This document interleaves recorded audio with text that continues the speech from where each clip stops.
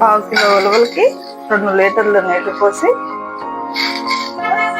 రాత్రంగా నానబెట్టుకోవాలి. ఉలవలు పావు కేజీకి 2 లీటర్స్ వాటర్ పడుతుంది.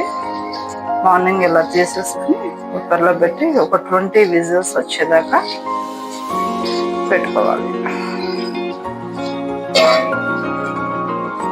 2 లీటర్స్ వాటర్, 1 స్పూన్ మెంతులు, 1 స్పూన్ జీలకర్ర వేసుకోవాలి.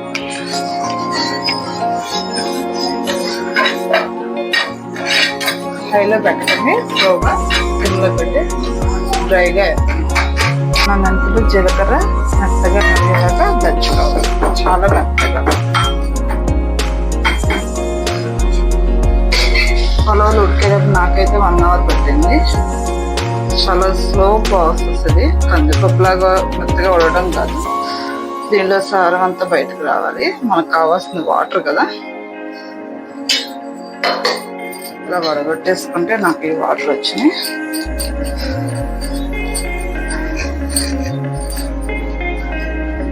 రెండు గరిటెలు ఉలవలు కూడా పేస్ట్ చేసుకోవడానికి పక్కన పెట్టుకోండి. కంపల్సరీ 2 గరిటెలు తీయండి, లేకపోతే చిక్కదనం రాదు.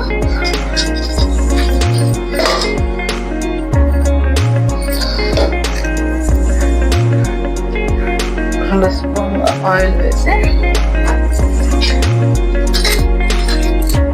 శనగపప్పు, జీలకర్ర,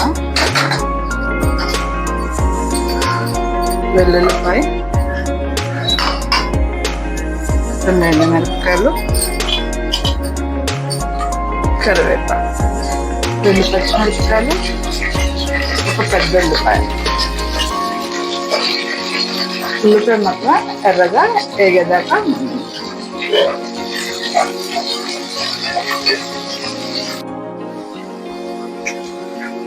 ముందుగా నానబెట్టుకొని చింతపండు ఉంది కదా, ఇంకా వాటర్ పోయకుండా ఆ వాటరే బాగా మిక్స్ చేసేయండి.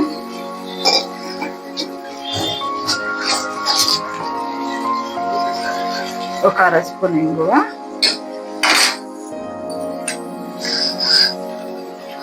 ఒక 1/2 స్పూన్ పసుపు,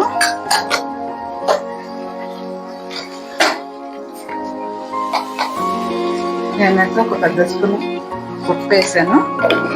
చూసుకోండి, మీరు చూసుకుని రుచికి సరిపడా వేసుకోండి. చింతపండు పులుసు అంతా బాగా దగ్గరకు రావాలి. చిక్కబట్టనే ఉంది. మీడియంలో పెట్టుకోండి స్టవ్. జీలకర్ర మెంతులు పొడి చేసాం కదా, దాంట్లో 1 స్పూన్ మాత్రం అయింది. మిగిలింది పక్కన పెట్టుకోండి, తర్వాత ఉపయోగపడింది. 1 స్పూన్ కారం,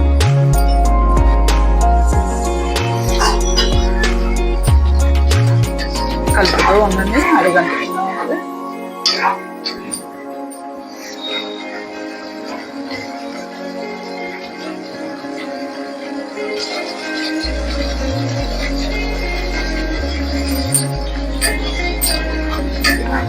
దగ్గరకు వచ్చింది కదా, ఇప్పుడు మనం ఉలవ నీళ్ళు పోస్తాము.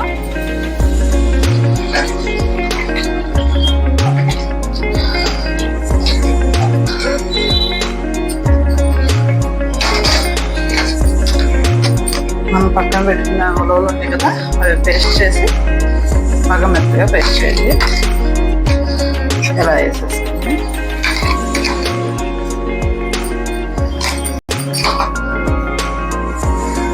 స్లోగా అంతా కలిపేసేయండి. ఆ పేస్ట్ వదలండి.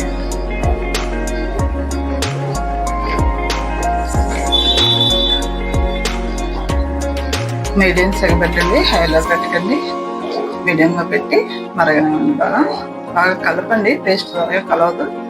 వాటర్లో బాగా కలపండి. మీడియం సైజ్ పెట్టండి. ఒక్కసారి ఉప్పు కారం చెక్ చేసుకోండి. నాకైతే ఉప్పు సరిపోలేదు.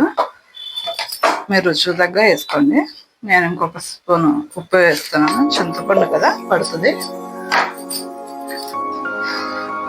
ఉప్పు కారం చింతపండు అడ్జస్ట్ చేయడానికి చిన్న బెల్లం ముక్క వేస్తున్నాను. మూడింటిని లెవెల్ చేస్తుంది.